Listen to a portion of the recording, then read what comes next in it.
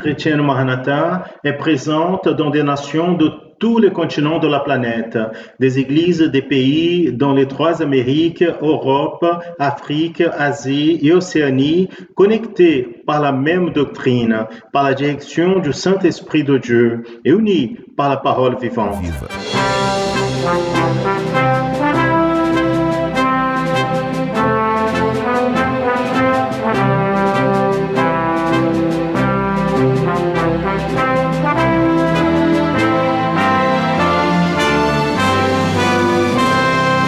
Des frères et sœurs de toutes les parties du monde participent d'un même culte, ensemble dans un même corps et dans un même esprit.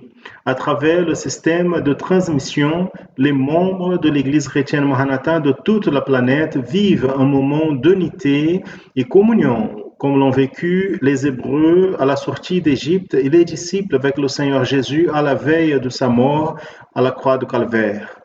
Des personnes de toutes les parties du monde sont touchées par l'évangile éternel et par le message du retour imminent du Seigneur Jésus.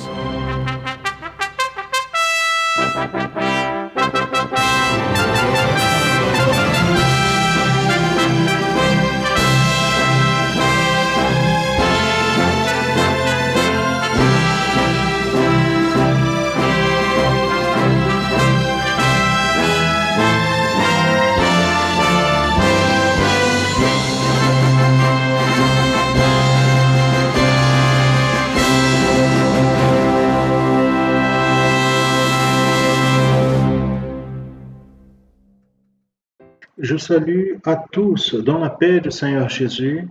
Nous sommes en train de commencer maintenant la programmation de l'Église chrétienne Maranatha en annonçant l'Évangile éternel. Et je veux vous inviter à assister à un programme dirigé par le Saint-Esprit de Dieu qui annonce l'Évangile et qui est fait pour toute votre famille.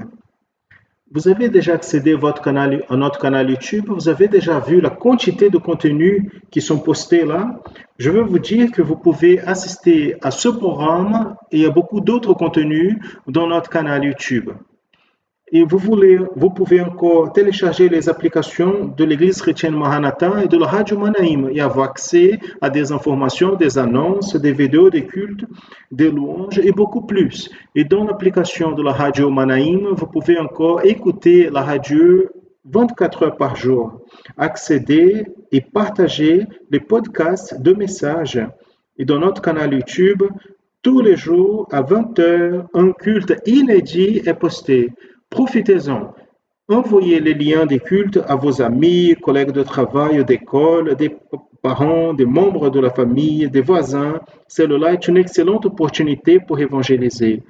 Et la programmation en annonçant l'évangile éternel augmente sa portée et arrive de chaque fois plus de nouveaux endroits dans la planète. En plus de la Russie, des pays de l'Est européen, Israël et des États-Unis, nous sommes aussi écoutés dans des versions pour la radio FM au Panama. Nous avons commencé nos transmissions pour Guinée-Bissau, le Mozambique en Afrique, le Chili et le Pérou en Amérique latine, en plus de plusieurs radios au Brésil. Soyez bienvenus, tous ceux qui nous assistent et nous écoutent en tous ces pays. Et aujourd'hui, dans le tableau leçon du Manaïm, nous allons continuer à aborder la thématique Jésus à l'Ancien Testament.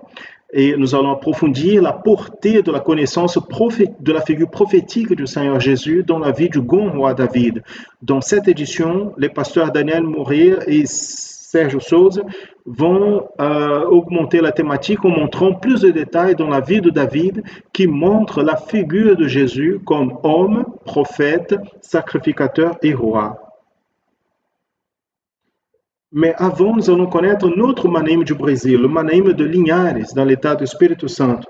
Situé dans la ville de Linhares, au nord de l'état do Espírito Santo, et à 140 km de la capitale, le Manaïm de Linhares a été acheté dans l'année 2010 et consacré en 2018, avec une aire totale de 22 000 m² et presque 8 000 m² d'aire construite. Le Manaïm de Linhares peut recevoir 2800 personnes à chaque événement effectué là. Après les images du Manaïm de Linhares, assistez le volet Leçon du Manaïm.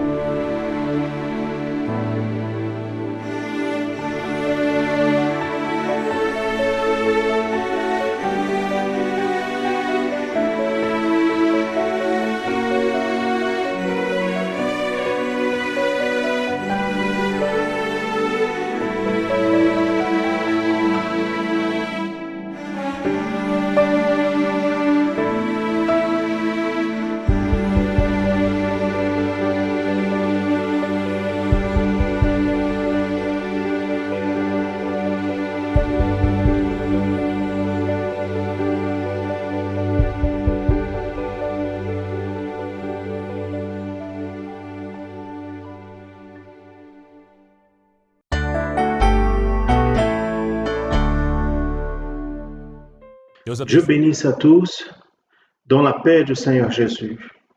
Celui-ci est le tableau Leçon du Manaïm, Passo Sergio, la paix du Seigneur. C'est une joie à compter avec votre participation. Certainement, le Seigneur va continuer à parler à votre cœur en vous bénissant.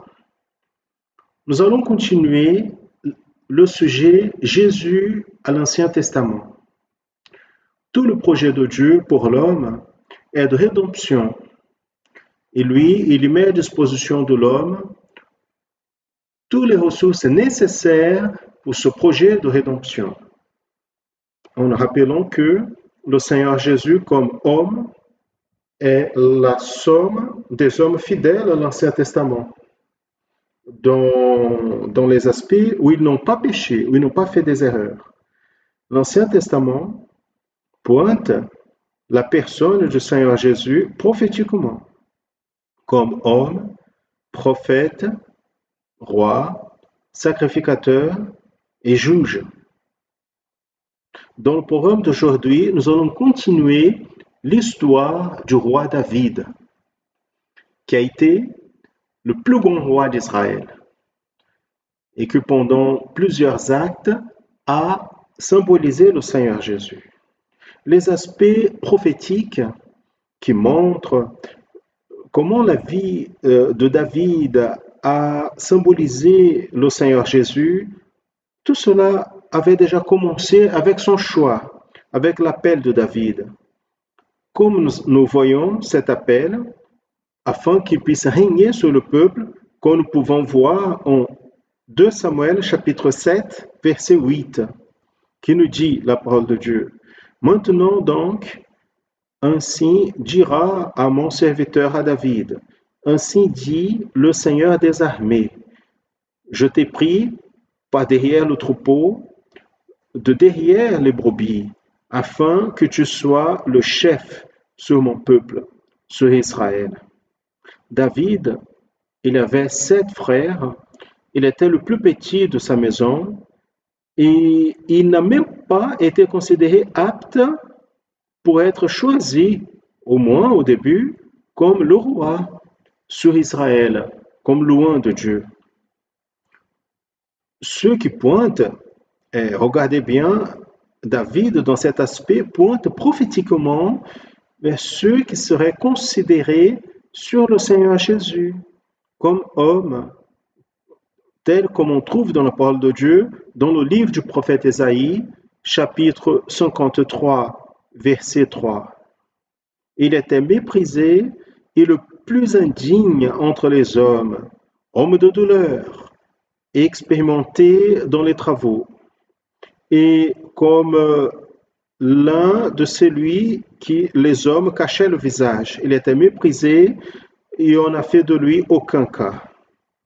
Humainement, dans l'apparence, le Seigneur Jésus, il n'avait aucune caractéristique, aucun trait d'attraction qui pouvait lui indiquer pour être le Messie, comme a été prophétisé et dit par Jean dans son évangile, afin qu'il s'accomplisse la prophétie. Jésus, il est venu pour ceux qui étaient les siens, mais les siens ne l'ont pas reçu. Déjà choisi et oint comme roi, David, encore avant d'être couronné, il a fait face à plusieurs batailles. Nous allons citer en nous rappelant les 3 principales batailles de David qui sont liées prophétiquement avec le ministère du Seigneur Jésus.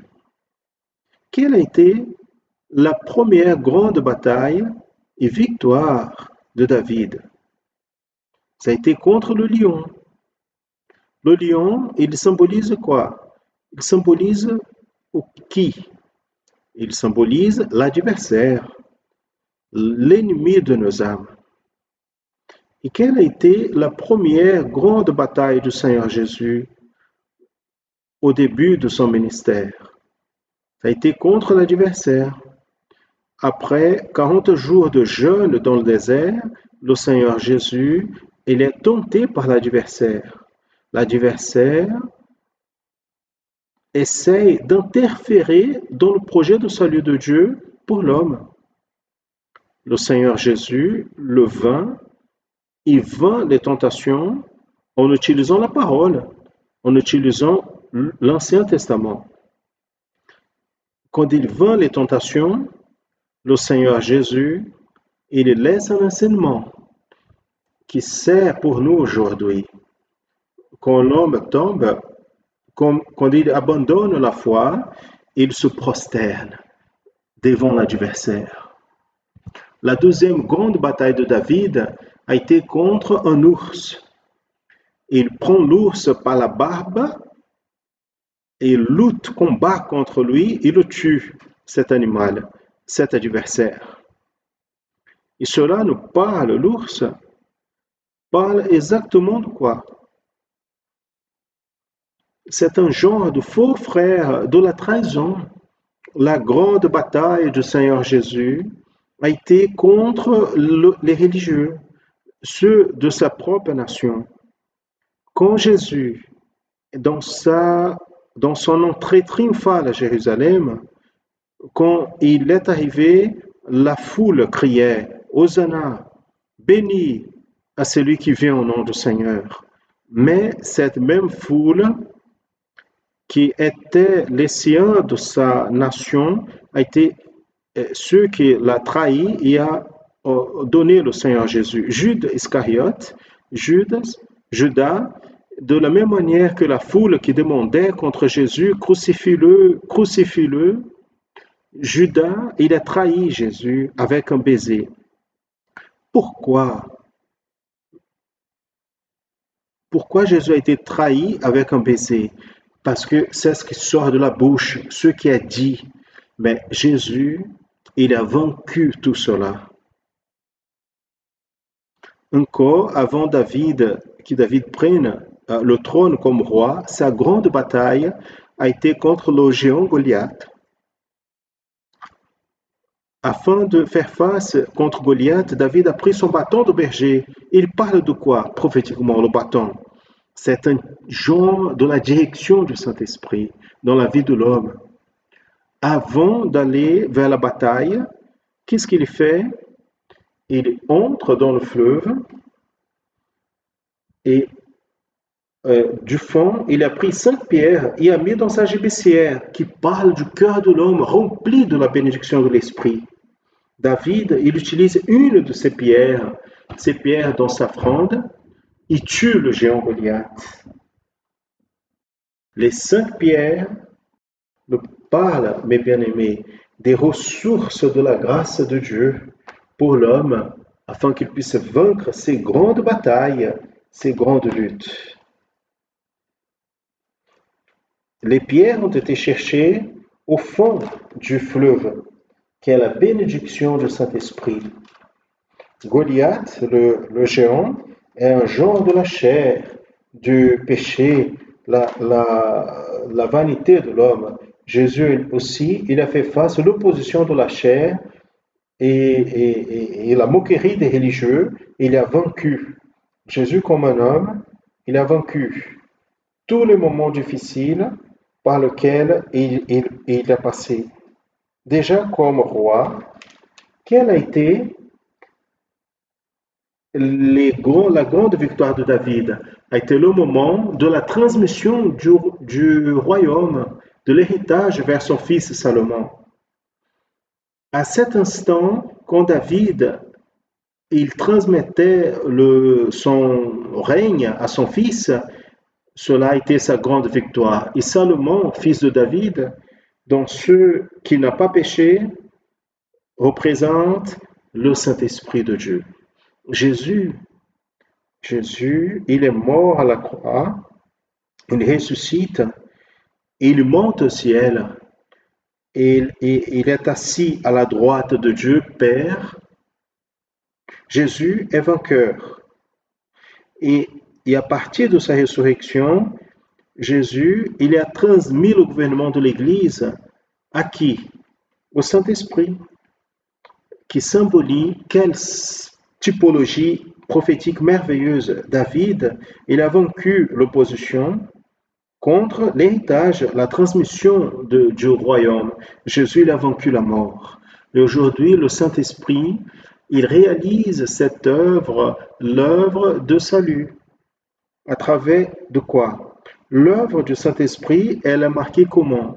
C'est un gouvernement, le gouvernement de discernement, des dons spirituels, du baptême avec le feu du Saint-Esprit. C'est le gouvernement de transformation de l'homme, de l'ancien homme, dans une nouvelle créature, en Christ Jésus. Comment cela est fait? À travers l'action du Saint-Esprit, parce que le gouvernement de Salomon a été un gouvernement de paix. Et le Saint-Esprit, il apporte au cœur de l'homme la véritable paix, la paix que seulement Jésus peut donner. Alléluia, gloire à Dieu. Quelle symbologie merveilleuse, quelle merveille. Très intéressant. Cette transmission du gouvernement. Et regardez bien l'opposition que le roi David a fait face. Jésus, il a fait face aussi, à commencer par la mort. Il est intéressant, Sergio, que la parole dit que Salomon était oint dans la fontaine de Gihon. Il y a Adonijah qui voulait prendre à force le gouvernement. Il a été oint dans une autre fontaine qui s'appelait En-Rogel. Tous ceux qui veulent usurper le gouvernement du Saint-Esprit, ils appartiennent à une autre source, pas la véritable qui est Jésus, la source d'eau vive. Béni soit le Seigneur. Nous allons participer maintenant d'une louange avec des images où vous pouvez aussi chanter et recevoir une bénédiction dans votre cœur parce que la louange elle délivre, la louange réjouit. Écoutons ce chant, chantons avec et recevrons une bénédiction à travers la musique et des paroles de cette louange. O Rei e eu trilhamos na estrada da vida, onde muitas almas passando vão. O grande ser e eu, um pobre mendigo, andamos juntos, o Rei e eu, porque Ele cuida de mim.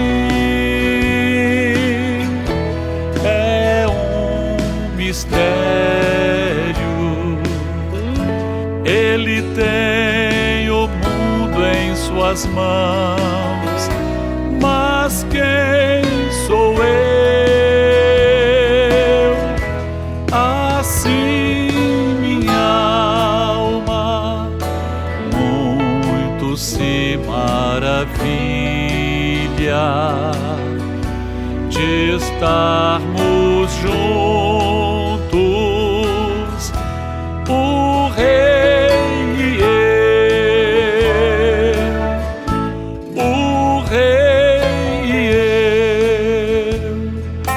Era muito estranho, eu andava só, sem saber porquê, até que um dia suas mãos me abraçaram, não mais estranhos, Jesus e eu, porque Ele cuida de mim. É um mistério. Ele tem o mundo em suas mãos, mas quem sou eu?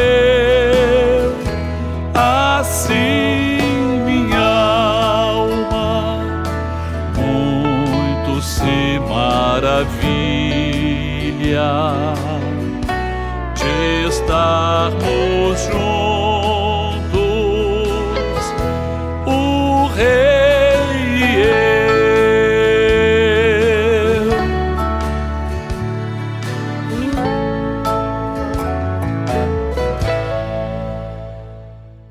Gloire à Dieu. Béni soit le Seigneur, la louange, le roi et moi. Il y a une phrase qui c'est une vérité. Jésus prend soin de moi. Quel privilège. Quelle merveille pouvoir voir les aspects prophétiques de la parole de Dieu. Pouvoir comprendre la figure, la typologie du Seigneur Jésus à l'Ancien Testament. Un jour, il y avait un jugement sur le peuple d'Israël. Devant cette situation, le roi David, il a prié au Seigneur. Il a dit, « Ah, Seigneur mon Dieu, que ta main soit contre moi et contre la maison de mon père, et non pour châtiment de ton peuple. » À cette occasion, qu'est-ce que David a fait prophétiquement? Il s'est mis en tant que sacrificateur. Une des fonctions du sacrificateur était de se mettre comme médiateur entre Dieu et les hommes. David, il s'est mis dans une position de souffrir le jugement à la place du peuple, ce qui pointait prophétiquement vers la personne du Seigneur Jésus comme sacrificateur. Il a laissé sa gloire, il est venu au monde, il a souffert, il est mort à la place de l'humanité, tel comme cela a été prophétisé par le prophète Ésaïe au chapitre 53, verset 5, qui est une parole notable. La prophétie que nous avons vue dans la Bible, son accomplissement qui nous dit, mais lui, qui parle de Jésus, mais lui, il a été blessé par nos transgressions, pour nos transgressions, et écrasé pour nos iniquités. Le châtiment qui nous apporte la paix était sur lui. Et par sa marche, nous avons été guéris. Avec cela, le peuple allait voir la paix. C'est un type glorieux du Seigneur Jésus. L'aspect est profond, extraordinaire. David, il s'est mis comme médiateur pour souffrir à la place du peuple. Ainsi comme le Seigneur Jésus, et la parole de Dieu confirme cela en 1 Timothée chapitre 2, verset 5, qui nous dit « Parce qu'il y a un seul Dieu et un seul médiateur entre Dieu et les hommes, Jésus-Christ, homme. » Un seul médiateur, il n'y a pas un autre. Gloire à Jésus. David, en plus d'être roi, il a été prophète, il a écrit plusieurs psaumes. Voyez bien ce qui dit la parole de Dieu sur David, selon on trouve écrit en 2 Samuel, chapitre 23, verset 1er. Celles-là sont les dernières paroles de David. David dit, le fils d'Ésaïe, il dit l'homme qui a été élevé en hauteur, loin de Dieu de Jacob, et le sauve en psaume d'Israël. Comment ça? Sauve en psaume d'Israël. Qu'est-ce que cela signifie? C'est un homme sensible, inspiré par Dieu, et dont le contenu des psaumes qui lui il a composé apporte la douceur dans l'aspect du repos, du refuge, du secours de Dieu pour l'homme. Béni soit le nom du Seigneur. Quelle prophétie, quelle merveille. Et nous allons commencer maintenant avec quelques textes. Nous allons examiner quelques textes du psaume 23 qui se projette ici. Le Seigneur est mon berger. De qui David parle-t-il? Il est intéressant que, tel qu'on avait écrit ce psaume ces jours, et ceux qui nous écoutent, 1000 ans avant le Seigneur Jésus, Quelle prophétie! Il pointait prophétiquement pour le bon berger. Le souverain berger, il était le pasteur de brebis, mais dans ce psaume, il se met comme brebis. Jésus, c'est ce souverain berger. Il continue dans le psaume qui dit, il me fait reposer. Et là, je me suis rappelé que une certaine fois, Jésus a dit, vous qui êtes fatigués, opprimés, surchargés, venez à moi. Vous tous, je vous donnerai de quoi? De repos. Quelle merveille de se reposer dans le Seigneur, se reposer dans le Seigneur. Le repos pour l'âme. Et il va un peu plus loin. Il parle de vert pâturage. Le pâturage, c'est le pain, c'est la nourriture pour la brebis. Et le vert parle de vie. Oui, parce que le vert pâturage, dit ici, parle d'une plante qui a la vie, qui va désaltérer le besoin de ce troupeau. Et le texte finit en disant, il me guide par les sentiers de la justice. C'est quoi le sentier? Le sentier, c'est le chemin. Justice, c'est la vérité. Vous voyez bien quelque chose d'intéressant et merveilleuse. Vers, vie. Pâturage, pain. Jésus, il est le pain de la vie. Et sentier, chemin. Justice, vérité. Jésus a dit, je suis le chemin, la vérité et la vie. Tout est là. Béni soit le nom du Seigneur. De là, la beauté de voir Jésus à l'Ancien Testament. Il n'a pas un nom ici, Jésus, mais il se trouve ici, prophétisé. Sans doute, prophétisé. Béni soit le Seigneur. Nous pouvons citer aussi un autre psaume, le psaume 18, où David, dans le psaume 18, il prophétise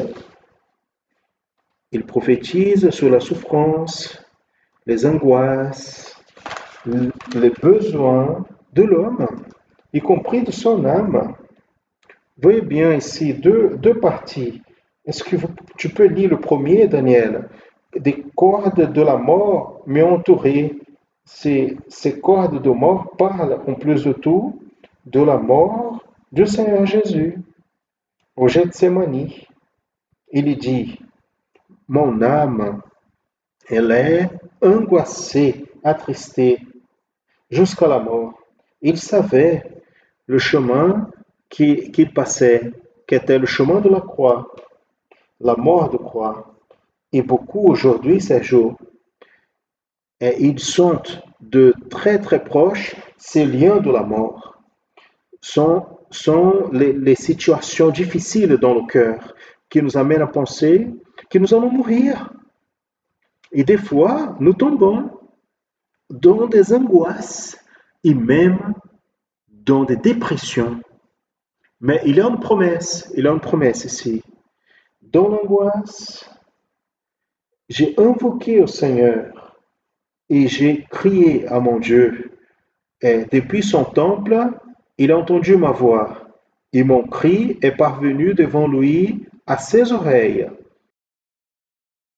Quelle promesse glorieuse!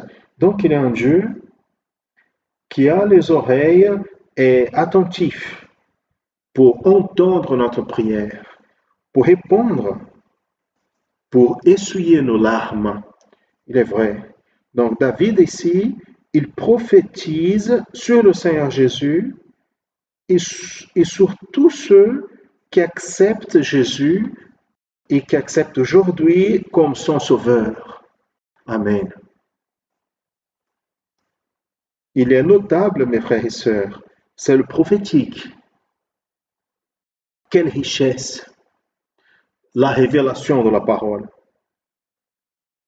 Les psaumes lus et commentés ici aujourd'hui de manière très abrégée, certainement, ont édifié nous tous. Et vous qui nous regardez, je veux vous faire l'invitation. Dans les moments d'affliction, d'angoisse,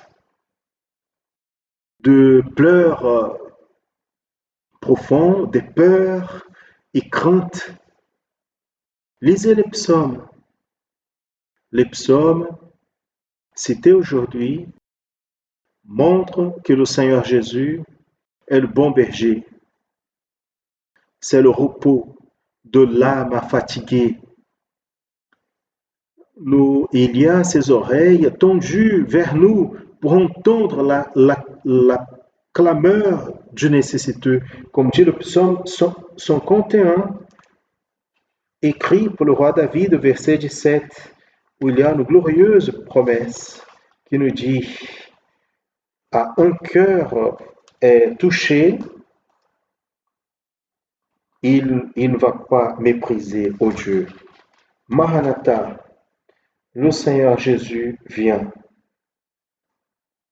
Il y a une interaction entre le tableau Les Sons du Manaïm et l'école biblique dominicale de l'église chrétienne Maranatha, qui se passe tous les dimanches à 9h40 par notre canal YouTube, où on donnera la séquence à la thématique doctrinaire qui est enseignée à tous, la paix du Seigneur Jésus, la paix du Seigneur.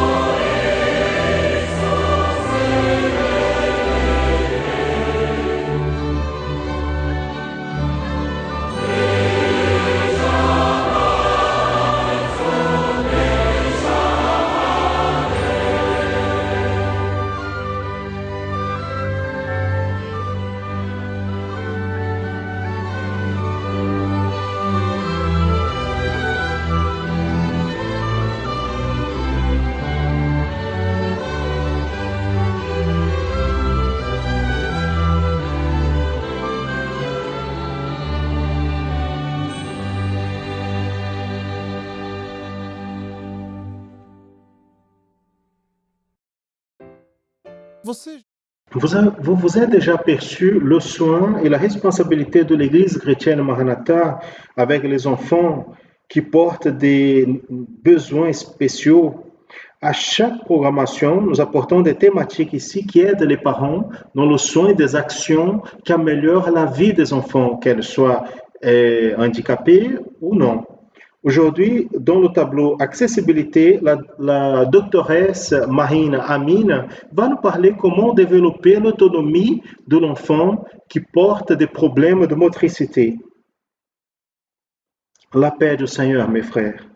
En continuant notre tableau qui parle sur l'assistance à la personne avec handicap, nous allons parler sur le développement de l'autonomie chez l'enfant qui porte un problème de motricité. Si bien celle qui a un problème comme celle qui a un diagnostic, de paralysie cérébrale. Ce que nous avons besoin au début de savoir, c'est l'enfant qui porte la paralysie cérébrale ou n'importe quel degré de problème de motricité, elle n'a pas nécessairement de problème intellectuel. Elle peut avoir les deux, la paralysie cérébrale et la déficience intellectuelle. Mais nous avons des paralysies cérébrales sans déficience intellectuelle. Il s'agit de deux diagnostics différents et cela fait la différence au moment d'intervenir avec ces enfants. Et ce dont nous avons besoin d'évaluer, c'est le degré de ce problème de motricité. Parce qu'en fonction du degré de difficulté, nous allons savoir comment agir en stimulant l'autonomie de cet enfant. Et c'est quoi l'autonomie? L'autonomie, nous pensons à un enfant qui va devenir adolescent et après un adulte, et que quand il sera adulte, il arrive à prendre soin de lui et avoir une vie le plus indépendante possible pour lui. Et cela, encore une fois, dépend du degré d'engagement de motricité. Si l'enfant, elle arrive à faire des tâches toute seule, alors il est important que les parents puissent lui déléguer ces tâches. Des choses simples comme ramener sa serviette après son bain, mettre l'assiette et son verre à l'évier. Après, si elle est capable, elle peut faire la vaisselle elle-même. En arrivant de l'école, ranger son sac à dos, ses chaussures. Si l'enfant a un engagement motrice très intense, alors nous pouvons utiliser l'abordage coactif de Van Dyck. Qui c'est quoi? C'est de faire ensemble avec l'enfant. L'enfant va prendre le verre, je mets la main de l'enfant, je mets ma main sur la main de l'enfant et ensemble, on déplace le verre sur l'évier. Toutes les activités peuvent être faites avec cette méthode proactive. Nous avons un temps limité ici pour travailler ce sujet. Donc, suivez-nous dans les réseaux sociaux, dans le YouTube. Nous allons travailler de manière plus détaillée. Nous pouvons vous donner plus d'informations, plus de conseils de comment travailler avec l'enfant. Et qu'est-ce que vous, parents, vous devez avoir en tête? Quand nous avons un diagnostic d'un handicap, nous enlevons cet enfant d'un endroit où l'enfant, elle peut apprendre. Mais un enfant qui porte un handicap, il peut apprendre. Donc, parents, croyez en cela. Croyez dans le potentiel de votre enfant et stimulez la réalisation des tâches parce que comme ça, vous allez travailler l'auto-estime de l'enfant, vous allez travailler indirectement quoi? Mon enfant, je crois en toi. Quand tu dis mets ton assiette sur l'évier, c'est une action extrêmement simple, mais vous êtes en train de dire à votre enfant, vous êtes capable, tu es capable, tu peux le faire, je crois dans ta capacité. Et dans ces petites tâches, actions, nous créons chez l'enfant l'auto-estime, parce qu'afin qu'elle puisse avoir l'autonomie, elle doit avoir l'auto-estime. Elle doit savoir de quoi elle est capable de faire, de savoir qu'elle va essayer, elle va faire des erreurs, mais qu'elle peut essayer à nouveau. Et dans les tentatives, elle va arriver. Ainsi comme nous aussi, nous apprenons avec des entraînements. Donc, stimulez votre enfant à s'entraîner, à exécuter des tâches, croyez en elle. Et nous vous attendons dans nos réseaux sociaux. Cherchez-nous, il y a d'autres sujets qui peuvent être de votre intérêt. La paix du Seigneur. Nous sommes très heureux avec la quantité des enfants et adolescents qui nous ont envoyé leurs vidéos en train de jouer et pratiquer leur instrument de percussion et les flûtes. Et nous allons continuer à apprendre aujourd'hui dans le tableau Parfaite louange avec la professeure Janaïne Zumac.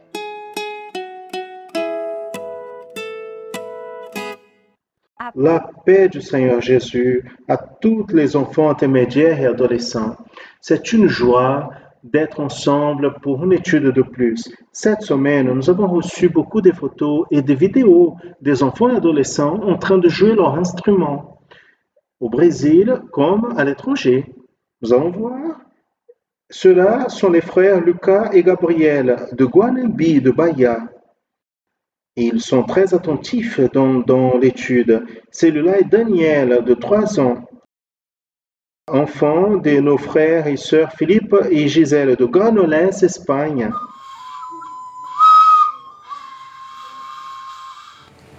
Celui-là sont les frères Iandresson et Ruandisson, les enfants de nos frères Renilson et Elielma, de la région de São Sebastião de la Boa Vista, dans l'état du Pará, au nord du Brésil. Celui-là est sa famille. Cette petite ici, c'est Lydia, de 2 ans, de Diadema, São Paulo. Quelle bénédiction! Continuez à nous envoyer vos vidéos et photos pour l'adresse qui se trouve ici en bas dans votre tableau. Nous allons à notre étude.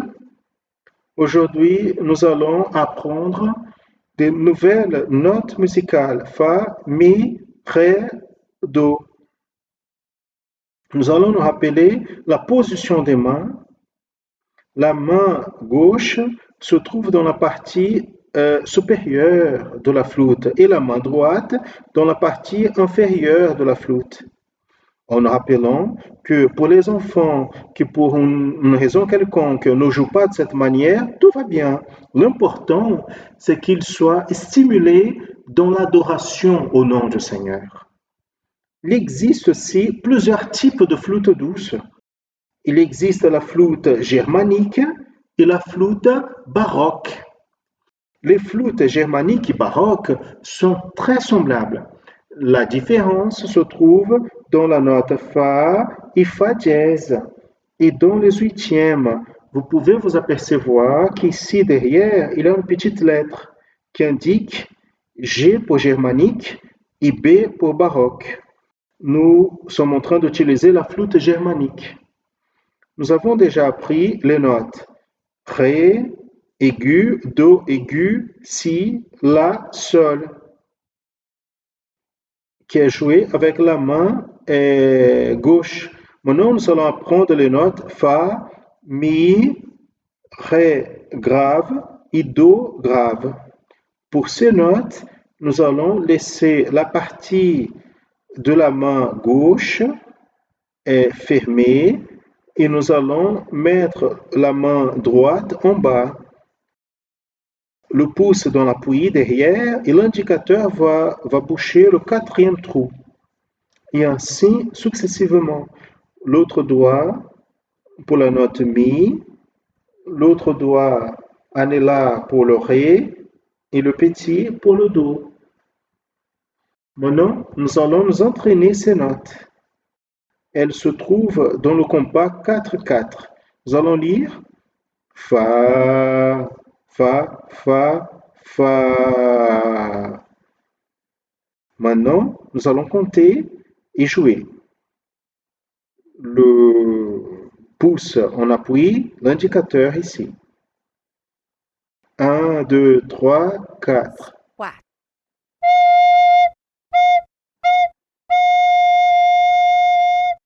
Maintenant, nous allons faire la note Mi. 1, 2, 3, 4.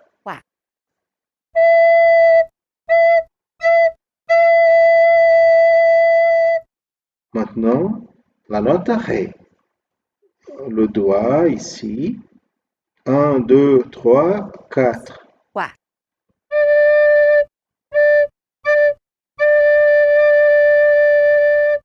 Et aussi avec la note Do. 1, 2, 3, 4.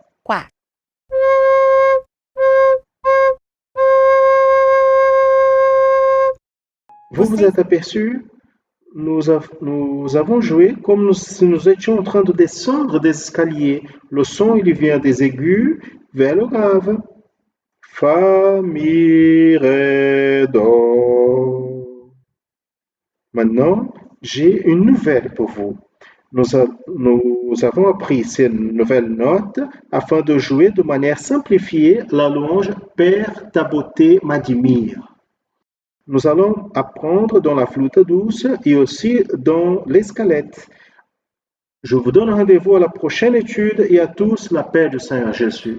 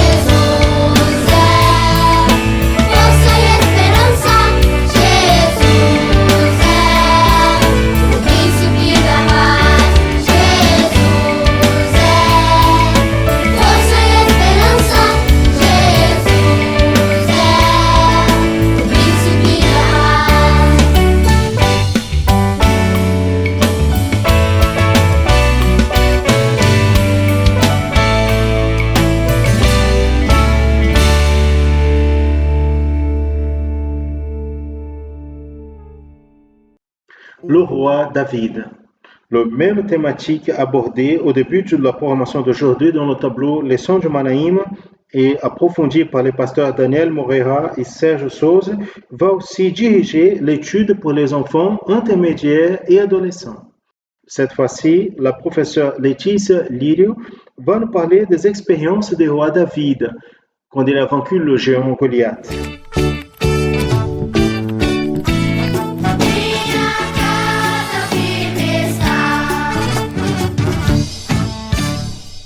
Nous saluons à tous dans la paix du Seigneur Jésus, spécialement les enfants et adolescents. Dans l'étude d'aujourd'hui, nous allons continuer à parler sur le roi David. Nous allons voir sur une bataille que David a eue contre le géant Goliath. Pour cela, nous allons lire le texte de la parole de Dieu qui se trouve dans 1 Samuel, chapitre 17, verset 45. Ainsi nous dit la parole du Seigneur. David, il a dit aux Philistins, « Tu viens à moi avec des épées, avec des lances et des boucliers, mais je viens à toi au nom du Seigneur des armées, le Dieu des armées d'Israël, à qui tu défies. » Dans l'époque de Samuel, celui qui régnait sur Israël était Saül. Mais le temps est passé et Saül, il a commencé à désobéir au Seigneur.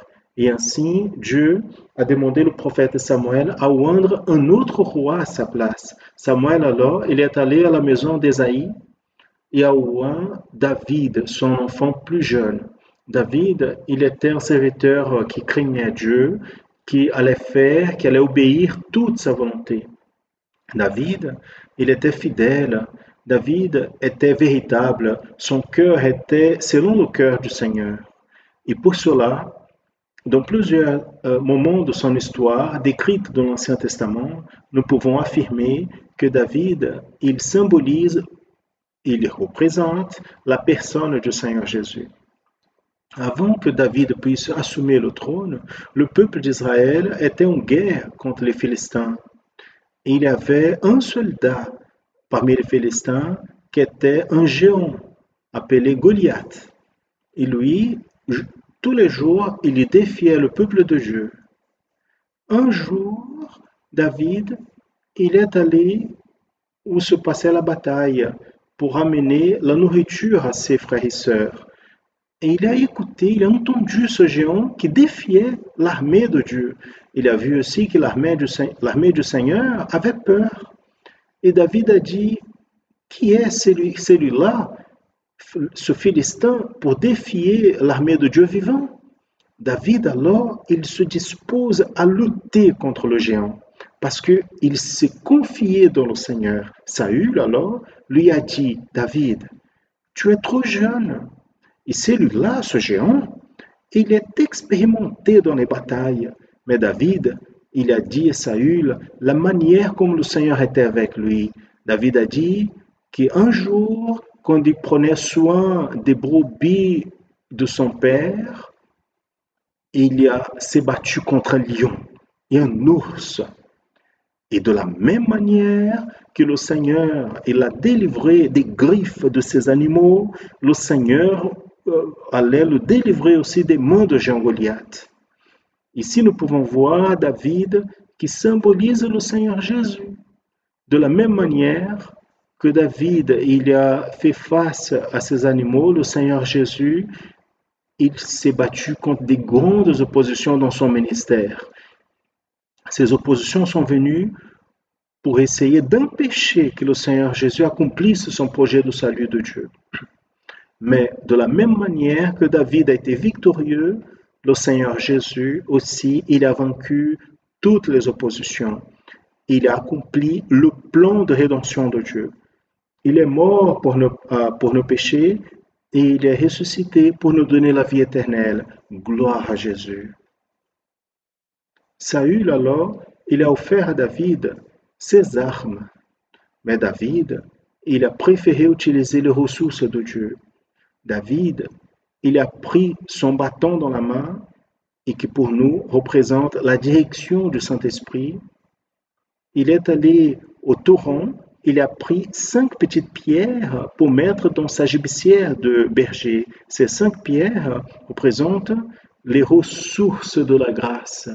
Le jeûne, la prière à l'aube, la louange, la prière et la parole.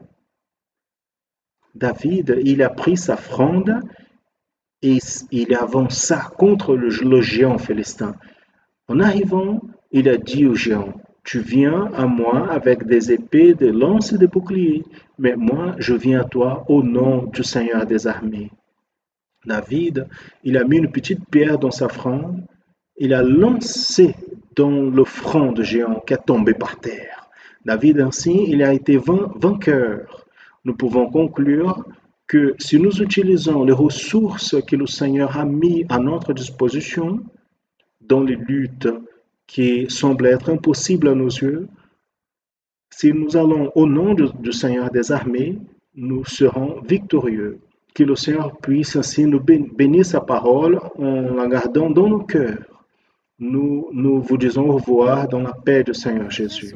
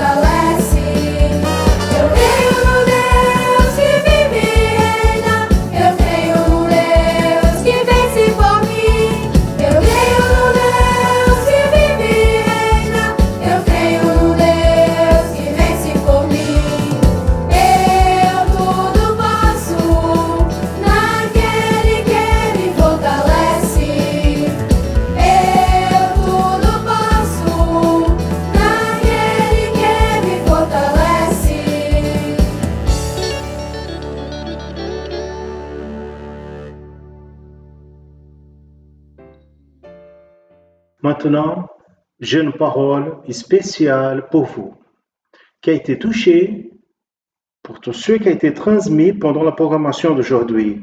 Vous aimeriez connaître l'Église chrétienne Maranatha, vous n'avez pas encore eu une expérience réelle avec le Seigneur Dieu et vous avez besoin d'une prière ou d'une assistance, vous pouvez appeler le numéro 0800 70 73 0 76. Ce numéro est exclusif pour répondre à tous ceux qui ne sont pas encore membres de l'Église chrétienne Maranatha et qui ont besoin d'une parole de la part du Seigneur et même d'une prière. Mais attention, ce numéro s'adresse seulement pour le Brésil. Si vous habitez au Brésil, vous pouvez appeler ce numéro. Appelez à n'importe quel moment, 24 heures par jour, si vous avez besoin. Il y aura toujours une personne prête pour vous répondre, vous assister et prier pour vous. Et ainsi, nous arrivons à la fin de cette édition du programme de l'Église chrétienne Maranatha en annonçant l'Évangile éternel. En nous rappelant que vous pouvez assister à nouveau à ce programme dans notre canal officiel à YouTube. Et assister, partagez avec vos amis, famille et connaissances. Et n'oubliez pas, tous les dimanches à 9h40 au matin, l'école biblique dominicale de l'Église chrétienne Maranatha, aussi dans notre canal YouTube. Et dans la semaine prochaine, si le Seigneur le permet, nous serons ensemble à nouveau à cette horaire-ci avec une édition de plus de l'Église chrétienne Maranatha en annonçant l'Évangile éternel. Maranatha, le Seigneur Jésus vient.